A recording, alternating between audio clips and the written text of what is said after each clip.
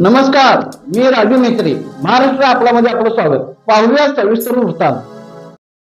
अनुसूचित जाती जमाती समाजाचा आणि अनुसूचित जातीतील सर्व घटकांचा कोल्हापूर जिल्हाधिकारी कार्यालयावर 9 मार्च 2026 रोजी भव्य संघर्ष मोर्चा काढण्यात येणार आहे. मागण्या इचलकरंजीतील नगरसेविका अलका अशोक स्वामी, पट्टण कोडोली जिल्हा परिषद मतदारसंघाचे जिल्हा परिषद सदस्य महेश पाटील उर्फ दसवंडा बसवंडा पाटील, गडिंग्लज नगर परिषदेचे नगराध्यक्ष महेश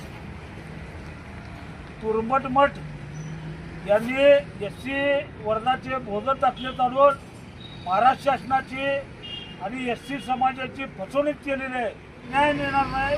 वरील पिढ्यांच्यावर जोपर्यंत कारवाई होणार नाही, त्यांचे दाखले रद्द होणार नाही, तोपर्यंत आम्ही हे आंदोलन आमचं चालूच राहील.